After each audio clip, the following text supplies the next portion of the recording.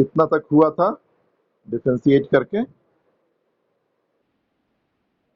14 तक हो गया है। 4 और बताएंगे इसमें, ठीक है? आज वो चारों लिखवा देते हैं और उसके बाद धीरे धीरे उसको पढ़िएगा, समझ रहे हैं ना? और 2-3 दिन समय देंगे हम उसमें पढ़ने के लिए आपको, और फिर तब सवाल बनवाएंगे उससे। आज के बाद दूसरा चैप्टर शुरू करेंगे, आर्टिकल शुरू करेंगे, लेकिन ये सबको अच्छे से कॉपी में लिख लेना है, पढ़ना है। समझ में आ गई तो बहुत अच्छी बात है, और नहीं समझ में अगर बात आई तो पूछिएगा हमसे। आज खत्म करेंगे इसको, ठीक है? चलिए नंबर नंबर 15, 15वां लिखिए। मिथिलेश बाबू आ गए?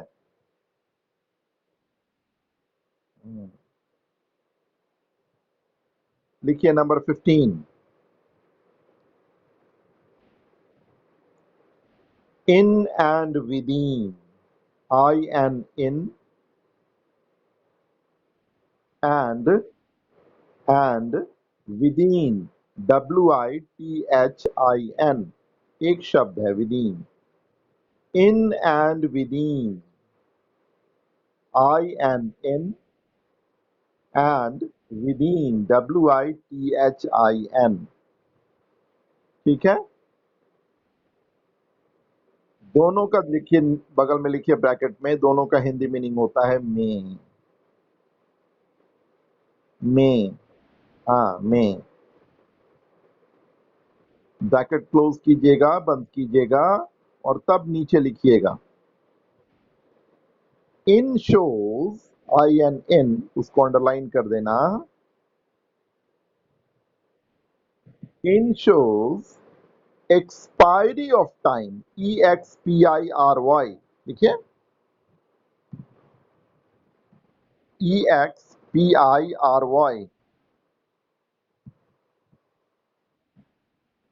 EXPIRY,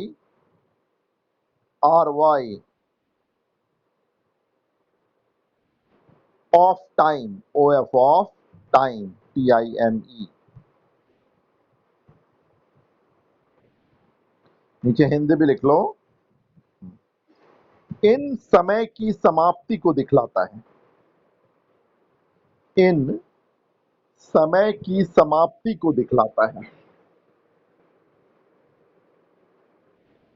इन समय की समाप्ति को दिखलाता है।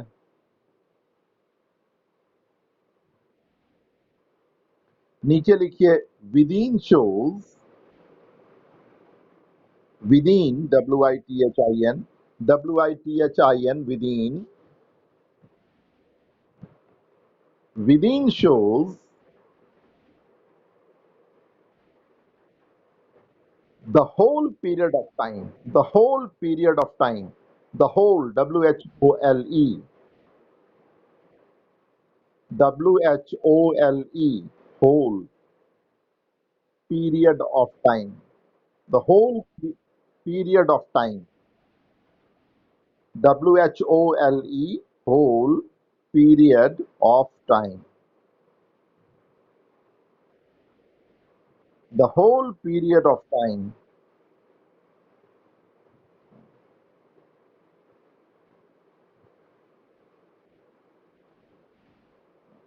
हिंदी लिख लो नीचे। विदिन समय की पूरी अवधि को दिखलाता है। विदिन समय की पूरी अवधि को दिखलाता है।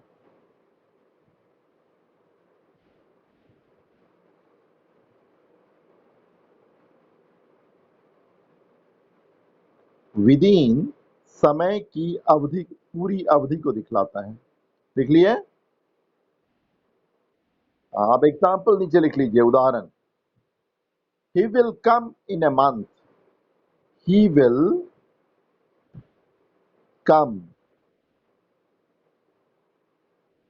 he will come in a month, he will come in a month, हाँ, MONTH।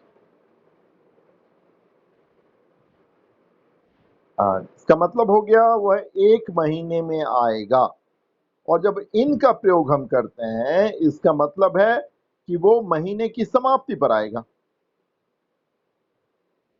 समझ रहे हैं ना? और दूसरा लिखिए, he will come with in A month. He will come, will, WILL, he will come within a month, WITHIN, within a month। इसका मतलब हुआ वो महीने के अंदर कभी भी आ सकता है। he will come within a month। देखो, ये प्रीपोजिशन से ही सेंटेंस का मीनिंग बदल गया, ठीक है ना? इस प्रीपोजिशन से ही सेंटेंस का मीनिंग बदल गया। जब हम कहते हैं he will come in a month, यानी वो महीने की समाप्ति पर आएगा, और जब हम कहते हैं he will come with in a month, इसका मतलब वो महीने में कभी भी आ सकता है। समझ रहे हो ना? ये पूरे समय की अवधि को दर्शाता है। अब आप ये सवाल कर सकते हैं कि अगर ब्लैंक रहेगा, खाली स्थान रहेगा, तो हम इन का प्रयोग करेंगे या विद इन का, है ना? हम दोनों में से किसी का प्रयोग कर सकते हैं। हम लोग प्रीपोजिशन जो पढ़ते हैं वो केवल फिल इन द ब्लैंक्स के लिए नहीं पढ़ते, बल्कि डे टू डे लाइफ में यूज करने के लिए पढ़ते हैं, और जैसी जरूरत होगी वैसा प्रीपोजिशन यूज करेंगे। ठीक है, तो फिर से एक बार समझा देते हैं इन और विदिन में क्या अंतर है। इन और विदिन दोनों का हिंदी में शाब्दिक अर्थ होता है में, लेकिन इन एक्सपायरी ऑफ टाइम को दिखाता है, इन समय की समाप्ति को दर्शाता है, जबकि विदिन जो है वो होल पीरियड ऑफ टाइम को दिखाता है, वो पूरे समय की अवधि को दर्शाता है। एग्जाम्पल में हमने दिया है, he will come in A month, he will come with in a month. अगर ब्लैंक है तो दोनों में से किसी का भी आप प्रयोग कर सकते हैं, लेकिन हम फिर से एक बार दोहरा रहे हैं कि प्रीपोजिशन जो हम लोग पढ़ते हैं वो केवल फिल इन द ब्लैंक्स के लिए नहीं, बल्कि डे टू डे लाइफ में यूज करने के लिए, और जैसी जरूरत होगी वैसा प्रीपोजिशन आप यूज करेंगे। तो उम्मीद करते हैं इन और विदिन आप समझ गए। दूसरा लिखिए, इन एंड आफ्टर।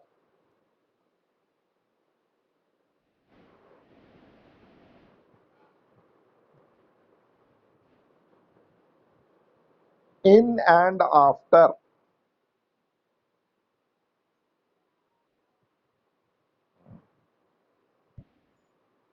लिखिए,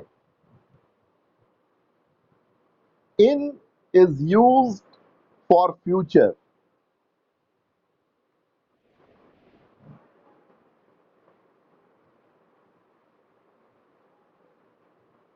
इन used, USED, used for future,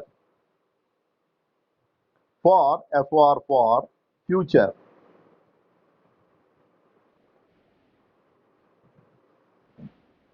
और फिर नीचे हिंदी लिख लीजिए, इन का प्रयोग भविष्य के लिए होता है। भविष्य के लिए होता है।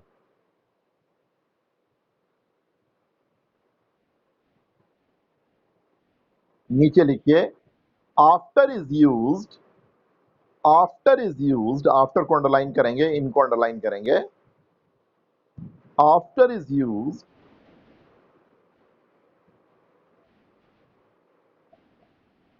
आफ्टर इज, हाँ, after is used for past. After is used for past. Past, PAST, past. नीचे लिखिए हिंदी भी, आफ्टर का प्रयोग भूत के लिए होता है।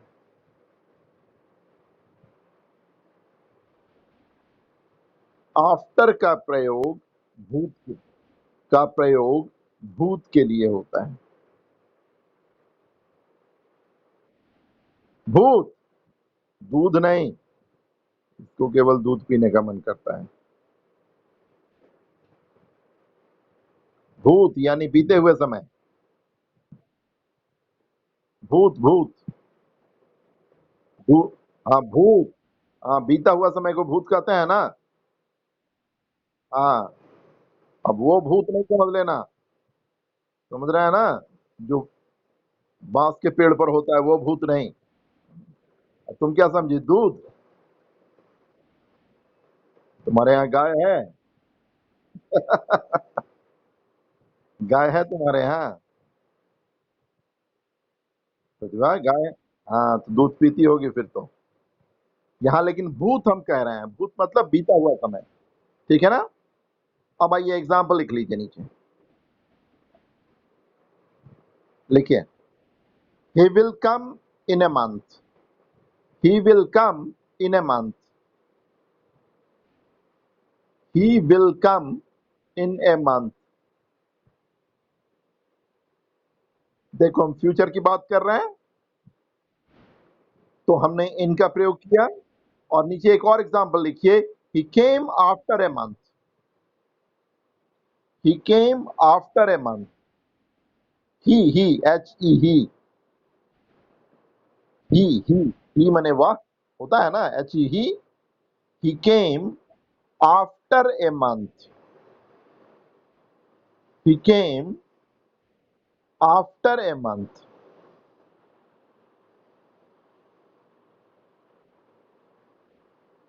अब देखो, जब हम फ्यूचर की बात हमने की तो हमने इन का प्रयोग किया, और जब पास्ट की बात हमने की तो हमने आफ्टर का प्रयोग किया। तो ये दोनों जो एग्जाम्पल है वो रूल को फॉलो कर रहा है ना। अरे बोलना हाँ।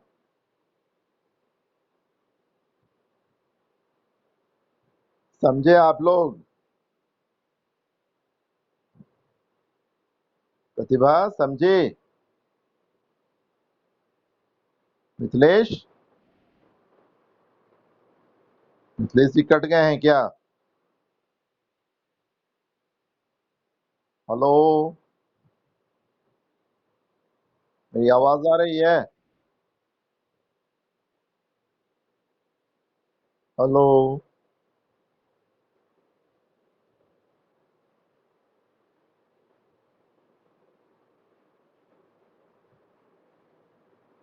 मेरी आवाज आ रही है? Hello,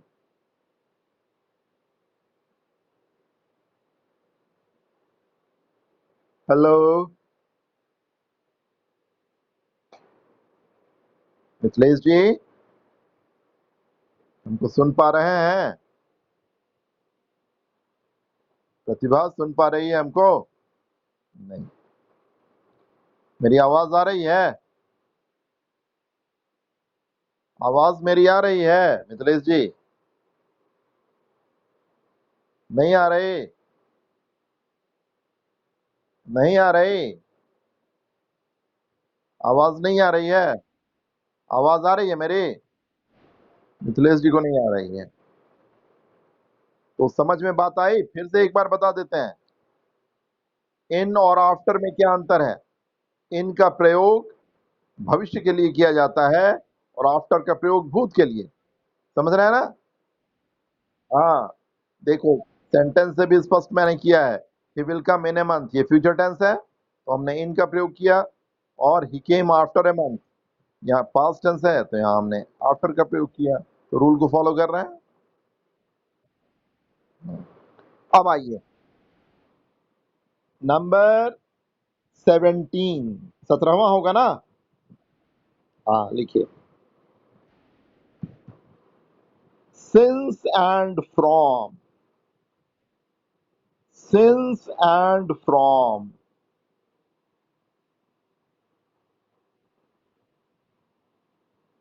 since and from, from FROM, ठीक है। नीचे लिखिए, दोनों का हिंदी में मीनिंग होता है से। लिखिए, since is used for past, since is used, since is used for past. नहीं सुनाई पड़ रहा है? सुनाई पड़ रहा है?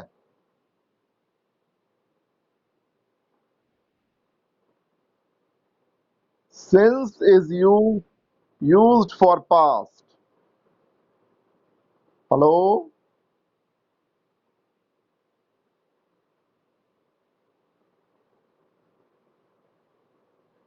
Since का प्रयोग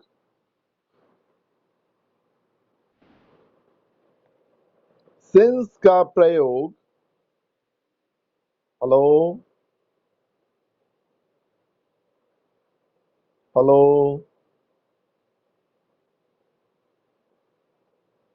आवाज आ रही है?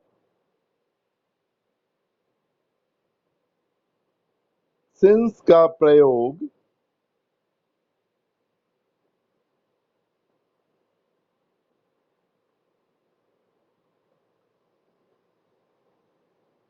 बीते हुए समय के लिए होता है।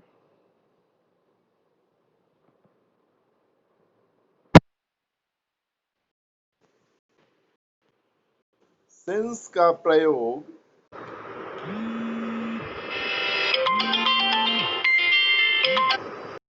बीते हुए समय के लिए होता है।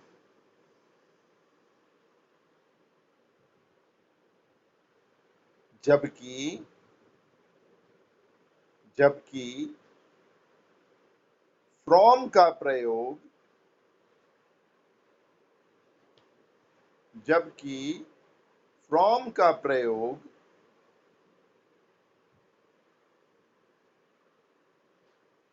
किसी भी टेंस में किया जा सकता है।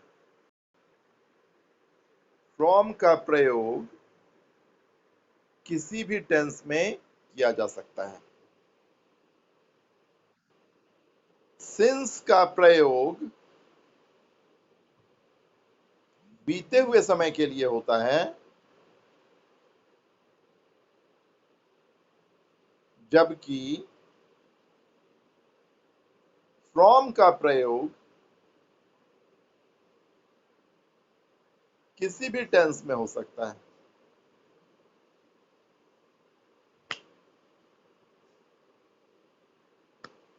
from का प्रयोग किसी भी टेंस में हो सकता है।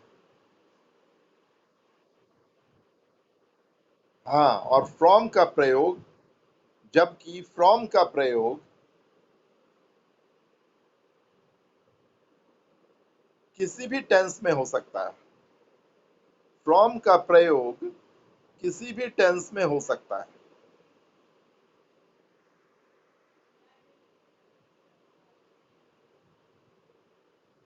टेंस में हो सकता है।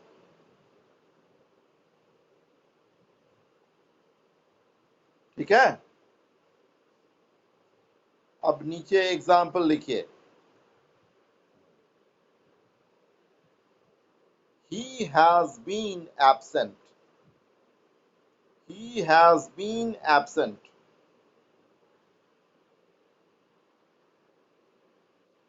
Absent, A-B-S-E-N-T. He has been absent. Since oblique from, since oblique from, since के बाद एक टेढ़ी लकीर डालिएगा और फिर from लिखिएगा। Since oblique from Monday. Since he has been absent since oblique from Monday. और दूसरा एग्जाम्पल लिखिएगा, he will be absent.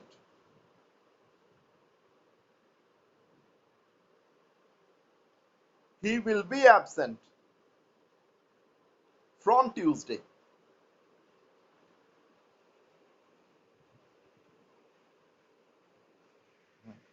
He will be absent from Tuesday. He will be absent from Tuesday.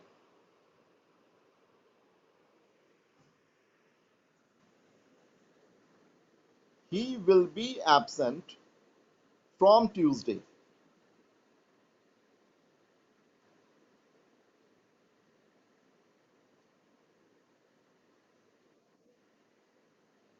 अब देखो, पहले example में हमने present tense का use किया है, तो सिंस और फ्रॉम किसी का भी प्रयोग कर सकते हैं हम लोग यहाँ पे, दोनों पॉइंट ऑफ टाइम को दिखाता है।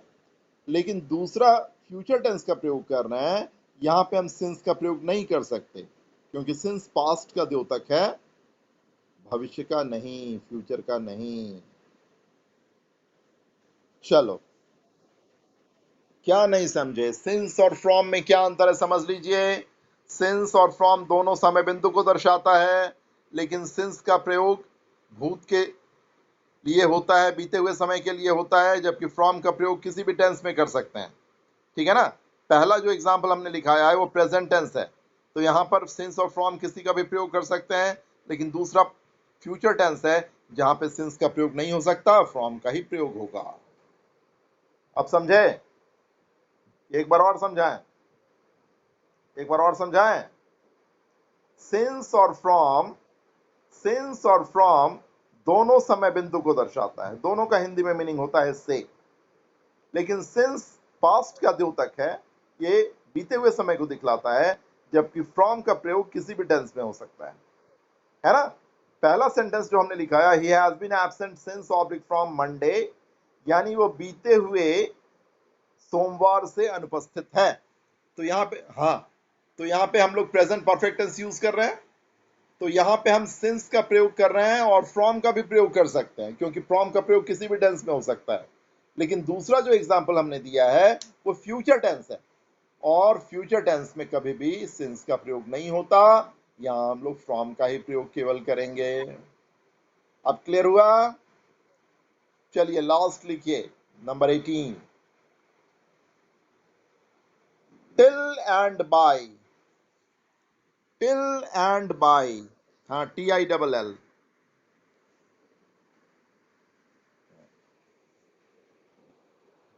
टिल एंड बाय, हाँ, TILL, till and by, BY, नीचे लिखो। टिल मीन्स, टिल अंडरलाइन करना टिल को, till means not earlier than, not, NOT, not, earlier than, EARLIER, not earlier than, THAN, than, not earlier than,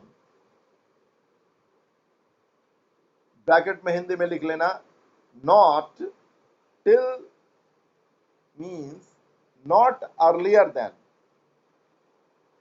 EARLIER, THAN, than, Hindi में लिख लो, यानी इसके पहले नहीं।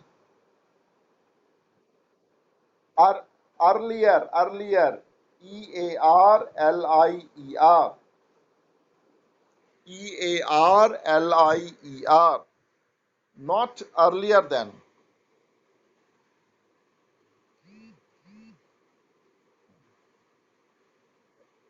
और नीचे लिखिए,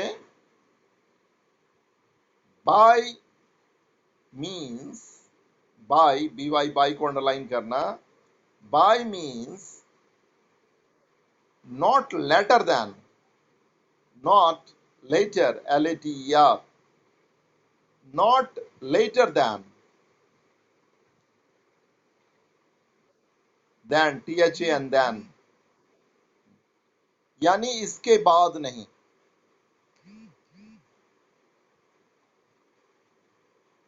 इसके बाद नहीं। ठीक है? चलिए दोनों का एग्जाम्पल ले लीजिए। लिखिए, I was kept waiting, दोनों का हिंदी में मीनिंग होता है तक, टिल और बाय दोनों का तक। अब नीचे, हाँ, तक। अब नीचे एग्जाम्पल ले लो, I was kept waiting,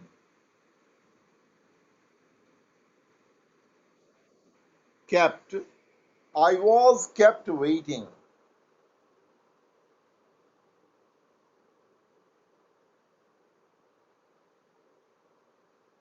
I was kept waiting, till, kept waiting, WAITING, WAITING, इंतजार करना, I was kept waiting. Kept, K-E-P-T, kept. Waiting, W-A-I-T-I-N-G. Till, T-I-L-L, till 4 p.m. 4 p.m. यानी मुझे इंतजार करवाया गया 4 बजे तक। हाँ, तो यहां देखो, यानी नॉट अर्लियर देन, यानी उसके पहले नहीं छोड़ा गया। समझ रहे हो ना? और दूसरा एग्जाम्पल लिखो, I shall return home. I shall return home. I shall return, R-E-T-U-R-N, return home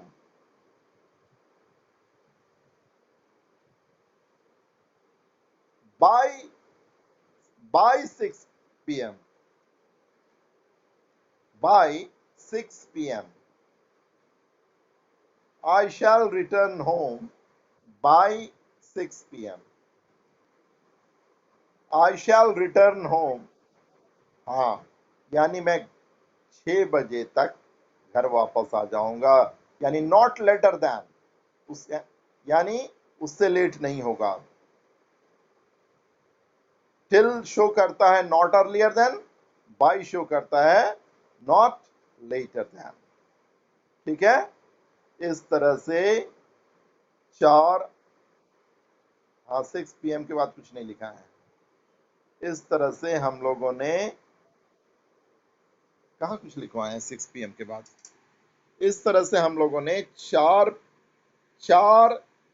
preposition को डिस्टिंग्विश करके आज जाना।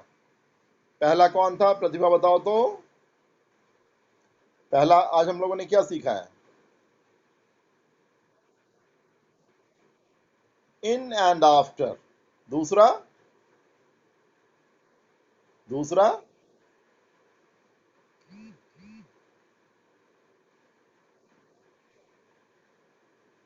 सिंस एंड फ्रॉम, बिल्कुल सही।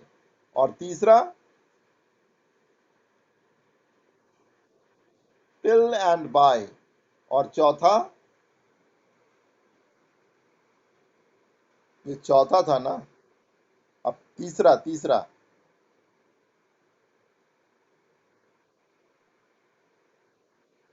ना, 4 लिखवाया है ना आज। पहला इन एंड आफ्टर, नहीं इन एंड विद इन पहला। दूसरा इन एंड आफ्टर। हाँ बोलिए, बोलिए, बोलिए।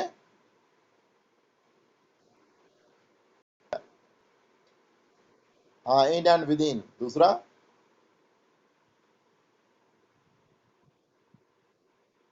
हाँ तीसरा,